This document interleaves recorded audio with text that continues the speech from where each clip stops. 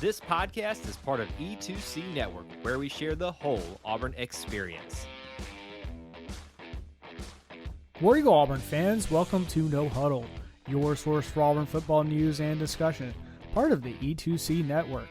I'm AJ Richardson, and I'm also here with Jared Davis. We got a little bit of football back. It has been quite a while, Jared. Before we get into the football talk, how have you been? Now that we're back in the swing of things, and we got to see Auburn play inside of Jordan-Hare this last Saturday. How have you been? Pretty good. It's that time of year where, you got to put on a long sleeve in the morning and short sleeves and shorts in the afternoon. So, I'm ready for it to be the perfect weather. But all in all, man, doing pretty good. Football is back, kind of. Mm-hmm. So that felt good. It was just a tease because now we got to go several more months before we see them again. But, yeah, good to have them back. Good to be able to see some of the young guys get out there, and excited to talk about it. Yeah, for real. And what's interesting now with, think about the last few years, they've had, the USFL and the XFL. Now it's what's called the UFL. I feel like I'm not necessarily missing out on football. Like if I want to go and watch some football, it happens a good bit during this kind of quote unquote off season. So even though college football is only doing like spring practices, I feel like I get a little bit of a fulfillment from watching some of the UFL stuff, and they've so far have been producing some pretty high entertainment value. Like we had the guy who kicked a 60+ yarder, and you're like, this is wild. And then obviously Auburn too, with our crazy good kicker at the end. So it's lots of good football right now, even though it's not necessarily kind of the regular season. So Jared, I wanted to kind of get your overall perspective of A-Day. So Auburn had 30,000 plus fans show up, which is awesome. I think that was the most since 2019. They did the same game format, I think, as they did last year, where they had 27 points up on the scoreboard for defense, and the offense had to make a comeback. And not to ruin it, spoiler. No, I'm just kidding. Auburn's offense did win on a final kick by Towns Magoo. It was 58 yards and won the game 28-27. And I feel like there was, I don't know, Jared, I kind of would get your thoughts on the game itself. Were there anything you were kind of expecting, anything like that from this A-Day game? Yeah, it's kind of weird. I mean, you get excited to watch them play, but then you're, you don't know what to think, right? I mean, to me, the defense, for the most part, dominated the spring game. Yes, we came back, but it was one touchdown and a bunch of field goals. Towns Magoo, I mean, him and McPherson, if they, get on a ticket and run for president, I'd vote for him. I mean, McPherson didn't miss a field goal at all last year, and Towns has, what do you make, 5 on Saturday at A-Day? I don't know. 7. He made 7. 7. Okay. There you go. All right. So, yeah, they need to run for office. But, I think all in all, I probably walked away a little more satisfied than I thought I would. And it's really in what way? I think it's due to so Cam Coleman is potentially what we thought he was. You hear all this, this guy's great, right? We've heard that forever. Cam Coleman, for anybody that didn't get to see, is Seth Williams in the fact that he can win 50-50 balls pretty easily, but he also has the separation skills. And I love Seth, no offense to him, but Seth didn't separate. He just won all the 50-50 balls. So Cam can do both. So that was very exciting. Another exciting guy, and I'm blanking on his name, was the transfer from Georgia State.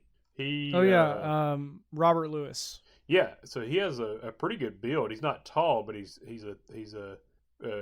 looks strong. Ran good routes. Going to be a great. And he caught like a 40-yarder from Peyton. I think he did. So he was going to be. He's like a guy that seems to be very intelligent and will probably keep the chains moving with his route running. But so that was impressive. I'm like, okay, here's the deal. We actually do have some weapons at receiver, I think. And then on the defensive side, the whole defensive unit was impressive, but the DBs, like forever when the ball's in the air, we pass interfere or don't get our head turned around. They were making plays, man. I mean, it was impressive. The D-line even impressed the D-line coach. He was even surprised after practice. I don't know if that's good or bad because that means they haven't normally been doing that. But if they can perform like that under the lights, it was a pretty good showing. Yeah.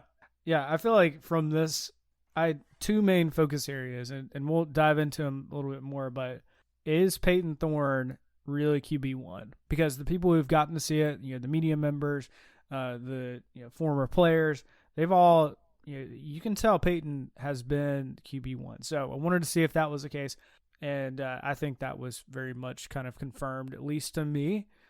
Now, is there still room for Peyton Thorne to grow? Absolutely. I mean, he's not going to be your Heisman-winning quarterback. That's just not who he is. But I do think Peyton, all in my mind, he needs to be is kind of a game manager that can hit a few deep passes when we need him to and break open the game with his legs, because I feel like those are his strengths, along with, I feel like he's gotten a lot better with, in the RPO world of making the right decision. And there were lots of times, and even Hugh Freeze talked about it, that the quarterbacks were making right decisions. And I feel like that is going to be critical when you come into an SEC game where every play matters, making the right read, the right decision. And so that kind of confirmed to me that Peyton was our leading quarterback. Though I'll say this. I mean, you can kind of see the right on his heels is Hank Brown and Holden Garner. What's kind of your thought, Jared, on kind of how far behind Hank Brown and Holden are right behind Peyton? Yeah, it's weird because I think that from an arm talent, I don't know if any of these guys are going pro, but if you're like, okay, these are the only guys we have to pick in the draft, I think you're probably going to look more at Hank Brown and Garner because of their arm strength and the way they throw it. But Peyton Thorne, what he has going for him is that he's been around a long time. And so he's seen more, right? So yeah. I think it's pretty clear, actually, after watching that, I think it's Thorne number one. I think you hit the nail on the head. Thorne, people get mad, right? Like, why isn't Thorne better? Listen, Thorne is not going to, by himself, carry a team. Thorne needs weapons around him, as do about 90% of the quarterbacks ever created. Okay, there are very few that can carry the team. Okay, so Thorne needs weapons around him. Thorne now has a few of those. Thorne is still going to frustrate us. He's still going to get lost in the pocket. But the problem last year was there was no coming back from that. That would happen, and then there were no big plays because there were no weapons. That's not the case this year. You're going to see some big plays. Thorne, I will say this, and then I will be quiet. He handles the read option second only to Nick Marshall as far as, Cam came before. So Cam, obviously, Nick Marshall. And then since then, Thorne handles it very well. I think we forget. We almost beat Alabama, and he completed 5 passes. That was because of his running ability. If you get the big plays, just a few in a game, on the passing side of things, we can win. But we're not going to win a championship, but we can win some ball games with Thorne. Yeah, and if you're a head coach right now, Peyton Thorne seems like your leader, despite how us fans, I feel like sometimes think, we could do better. What about if we just go with a young talent like Hank Brown or something like that? But it is about winning now, and especially in your second year, because Hugh Freeze has talked about we're still in the rebuild mode, and I feel like the second year, less rebuilding, but we still are. I mean, there were so many spots like wide receiver, the threats that, Jared, you talked about, where we didn't necessarily have those last year. And that's why I feel like having those extra guys besides just our running back room is going to be so helpful for Peyton. So, and think back to, when he was at Michigan State, I feel like the stat that people talked a lot about his one of his years was he had a great running back room when he did his best passing season. And so, like, think about this. We're returning all 4 of our top running backs. And on top of that, Auburn has recruited a ton of wide receivers. Essentially, in my mind, 2 5-stars, one that's kind of like border, high 4-star. And then on top of that, we brought in a great transfer wide receiver, Robert Lewis. So it's like, cool. You legitimately added like 4, maybe 5 good wide receivers to kind of help Peyton Thorne. And, his stat line kind of showed that. It was 9 of 13 for 133 yards and a touchdown. And then had a couple really good passes, one to Robert Lewis and another touchdown that was for Cam Coleman. And, it's just like those type of things, the players that are around Peyton, I think are going to be very important in what I think Peyton can be. He'll look better now that we've got these players around him. Because, again, previously he had to do a little bit extra because we didn't have wide receivers. Look, like, think about it. Jared, you and I joked last year, could we get 100 yards passing in a game?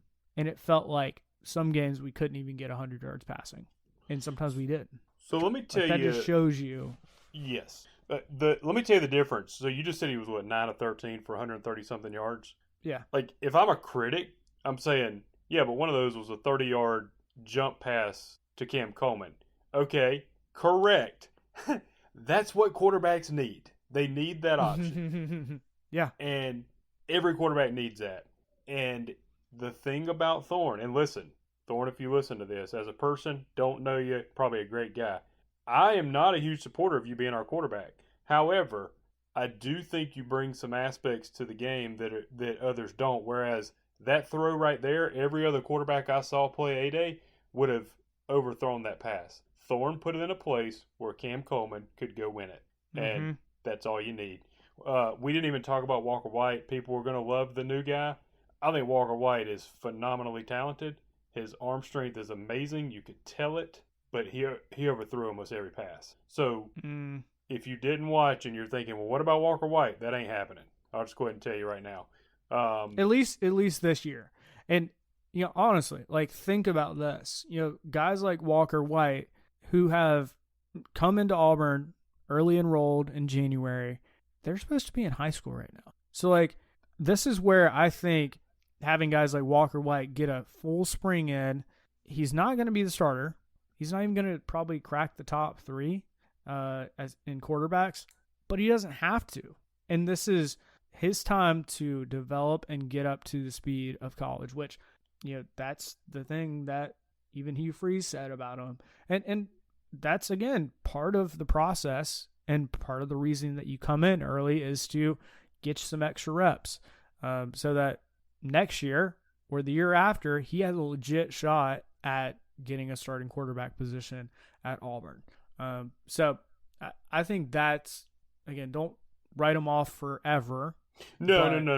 If I didn't get to clarify, I think Walker White could be the future, but he will not be starting game 1. It'll be a drastic, for those that didn't watch, it would be a drastic improvement. If he starts game 1, we're in good shape because he is drastically improved. Yeah, absolutely. Because Thorne is the floor, and Thorne's a good floor. Like, the floor that Thorne has is good, right? If somebody does beat him out, I don't view that as a bad. A lot of people say, well, that means Thorne. No, we know what Thorne is. If somebody were to beat him out, that's a good sign. No, absolutely. Well, and, if you think about the incumbent, Peyton he was mostly our quarterback last year. Of course, Robbie had his moments, but if you think about somebody who is the incumbent, you would almost expect a lot of times for that person to win, the starting position in kind of the spring game. Well, he hasn't officially won it. The race is still out, but he's got a lead. And I think for Auburn fans that's something that you should be okay with. I'm not saying that you should be happy with Peyton Thorne 100%. I'm not happy with him 100%. But, like, if he gets you, like, a good quarterback, 60% passing. He runs the ball a little bit. He's kind of a game manager. Honestly, that probably gets you like 7 or 8 wins this next year, maybe more if he's a little bit special, but like 7 or 8 wins. And then, this coaching staff is, again, this is the big picture thing. These coaches are kind of bracing themselves, not for this year, but they're kind of focusing in on the next year, 2025, and figuring out how are we going to make a run at the playoffs. Once it's expanded, what does that look like for Auburn? And I think that is going to be our big focus.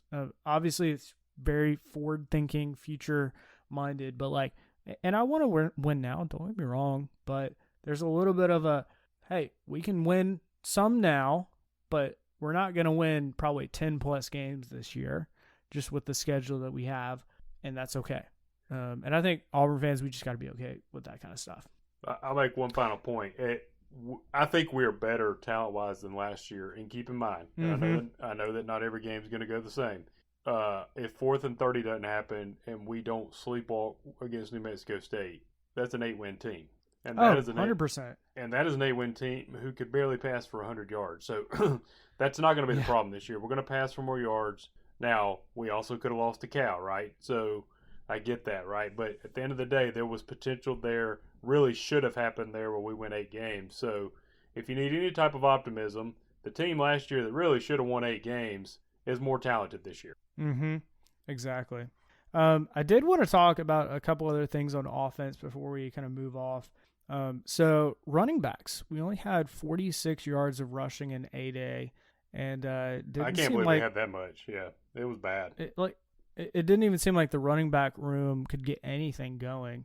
And that's, again, with Jarquez, Damari Austin, Brian Battie, Jeremiah Cobb. And those are guys that, last year we kind of rode them, because we had to a lot throughout the season. And I think during this 8A game, maybe that was kind of a little disappointment. Now, I know that wasn't the focus. It didn't seem like we needed to kind of show that we can run the ball because that's all we did last year. But is that potentially a problem with our running backs and maybe the offensive line? I mean, you have any thoughts on that? Yeah, I don't know. I mean, again, it's like, is the D-line great or is the offensive line bad? I'll be honest, the only positive yardage plays, I think Damari had a decent run and then Thorne had some good runs. I feel like every other play was blown up in the backfield. That's how bad it was.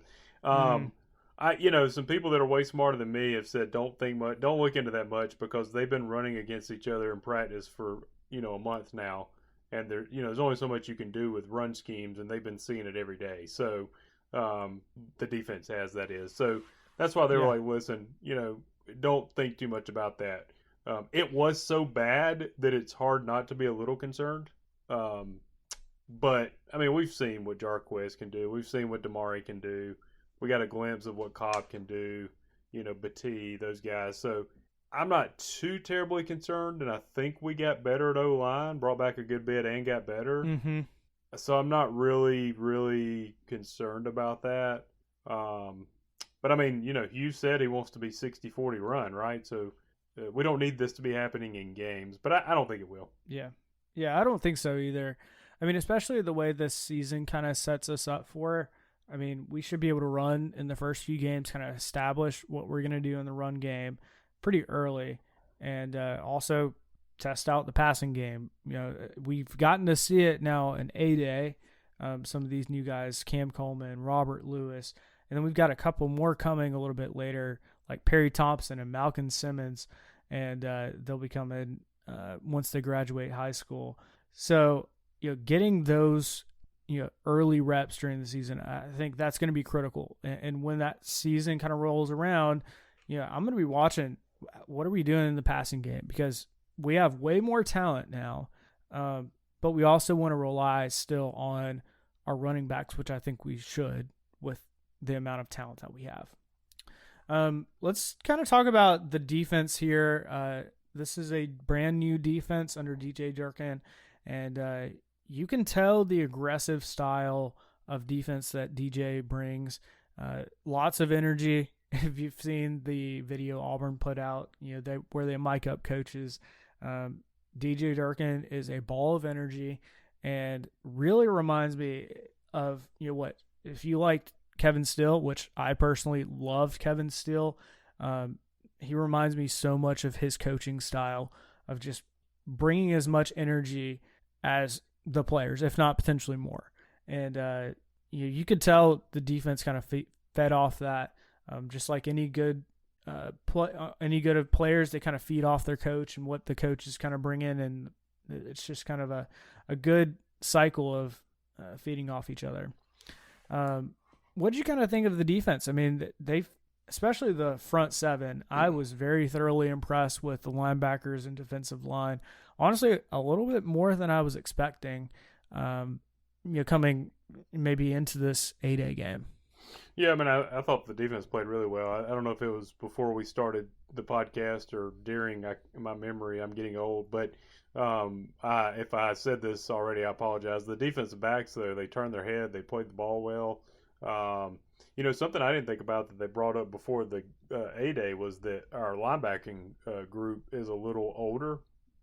Maybe than we had Asante came on the scene last year. He was old, in age, but and then we got the guy back that transferred from Mississippi, last year and was injured most of the year.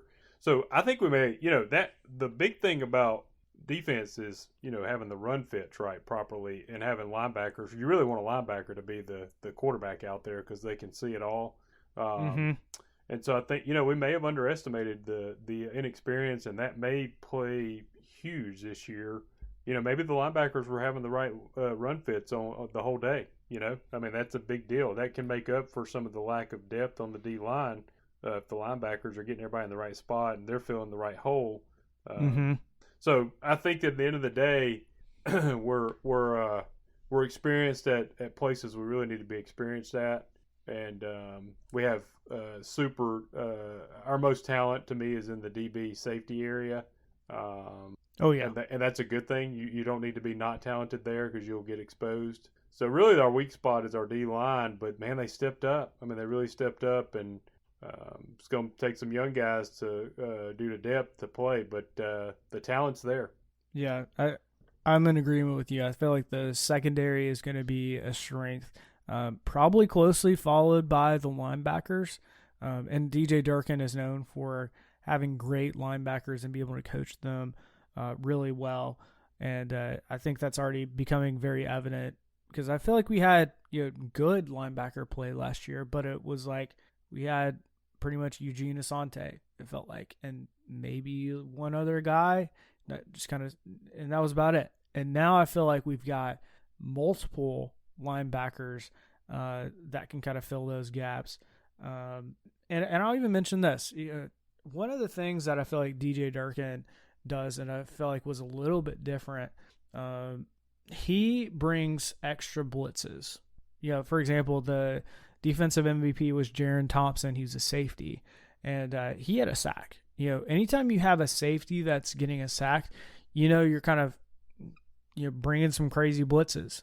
And if we're already doing this in A-Day, we're going to be doing some other stuff. We're going to be bringing some corner blitzes and make it look like we're not going to be blitzing. And then out of nowhere, a linebacker comes and blitzes.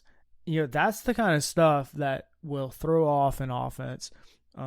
So really excited to see how we start how DJ Durkin starts, adding in some really crazy stuff that, if he's already doing this, I'm really excited for the future.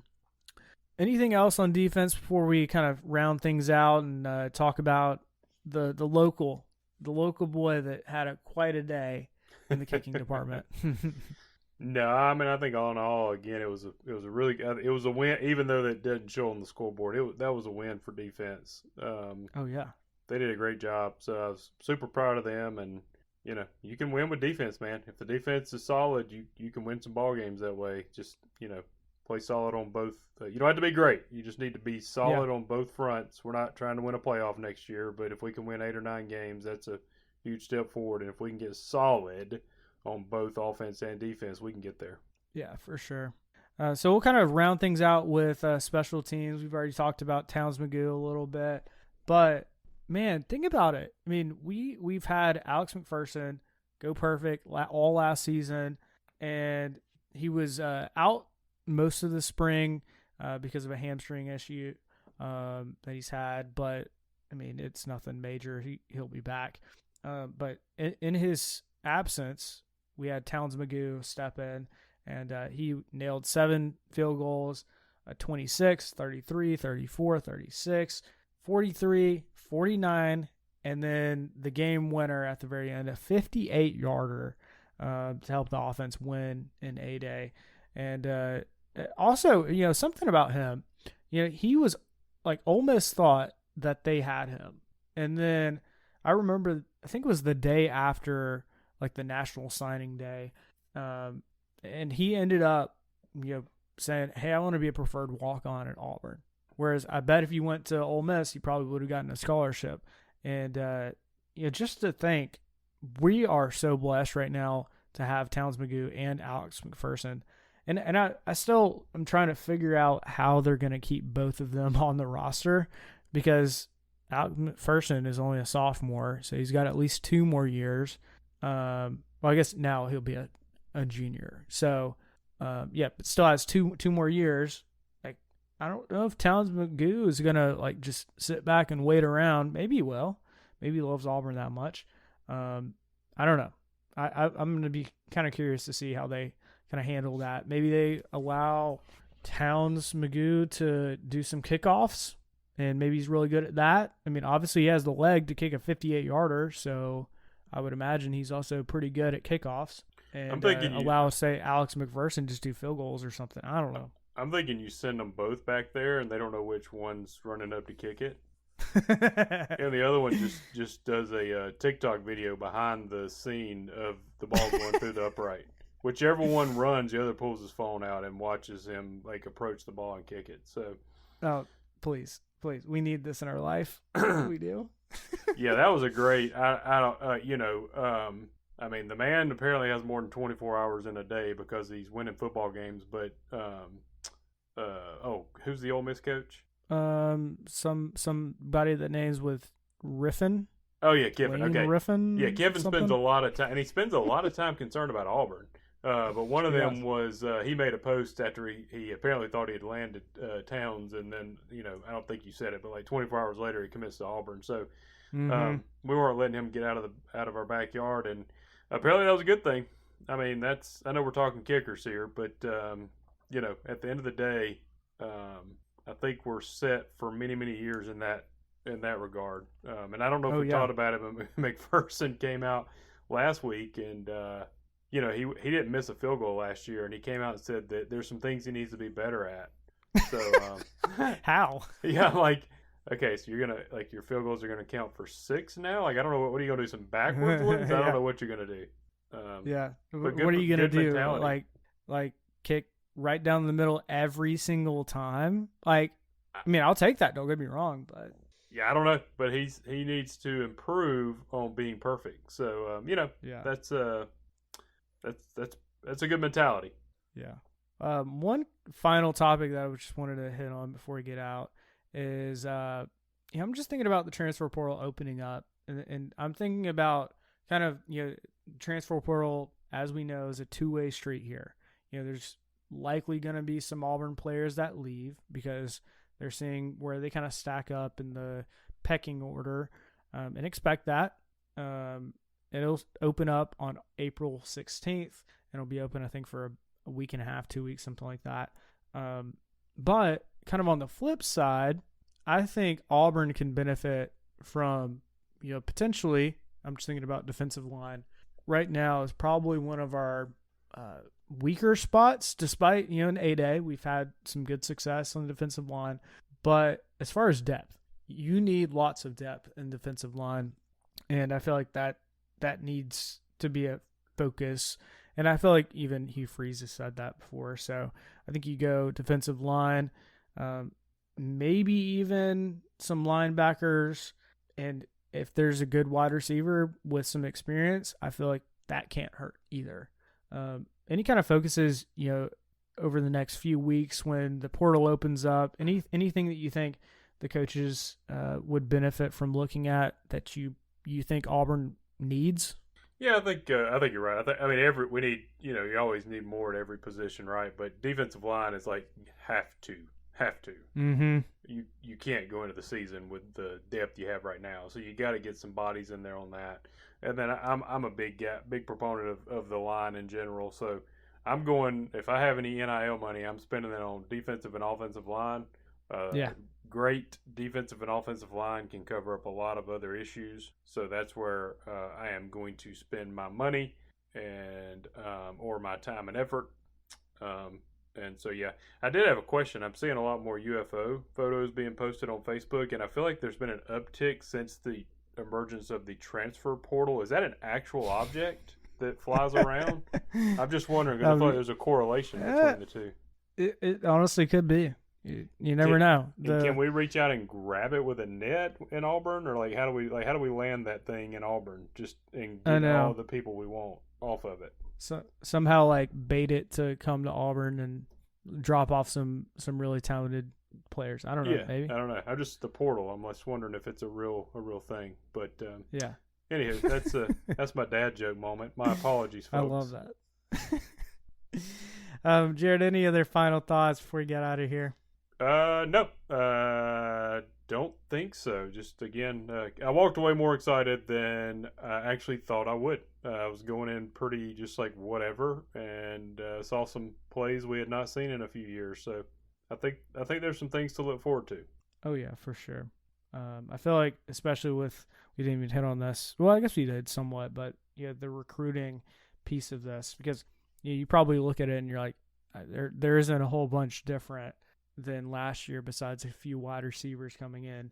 And the thing that I keep coming back to is not only this year with recruiting, but next year and the year after. You can already see kind of the dominoes starting to fall, and you can see how those players are coming in. And I feel like that's what helps us as Auburn fans be a little bit more optimistic, is you're seeing the positives from the players that have already started. Some of these, we didn't even hit on this, but you're talking about a wide receiver in Cam Coleman that literally after A-Day went to go to his senior prom at the age of 17. He's 17 years old, guys, and he's already doing these things. And that's where I think the future is very bright. It just makes me, that's going to help me get through the next few months before we have fall camp and get into the actual football games in the fall. Yeah, I mean, we're top 10 for 2025, right? I mean, we need to keep. The problem is you're like number 8 overall and number 6 in the SEC. So, it's just the nature of the beast. So we got to keep improving. But perennial top 10 is where we should be. Occasional years top 5. Get there, you can win ball games. You get that kind of talent with the proper coaching, you can win ball games. Oh yeah, and you can start winning championships, which I think us Auburn fans, we got a taste of that over the last decade or so, and I felt like that kind of slip away, and I feel like this you can start to see a future where we can start winning championships again, and get into the playoffs and make runs for national championships and that kind of stuff. So, Jared, before we get out of here, how can the people stay in touch with you? You can find me on Facebook under my name, Jared Davis. And you can find me on X at AJAY, JAY_. It's always great to be an Auburn Tiger and War Eagle. War Eagle. Thank you for tuning in to today's episode on the E2C Network. On your way out, I want to remind you to stop by e2cnetwork.com. It's your one-stop shop for all our content across our podcast, YouTube channel, and much more. To stay up to date with us, make sure you're following social media accounts such as Facebook, Twitter, and Instagram. While our content here may always be Auburn sports heavy, if it's orange and blue, it's what we do. War Eagle.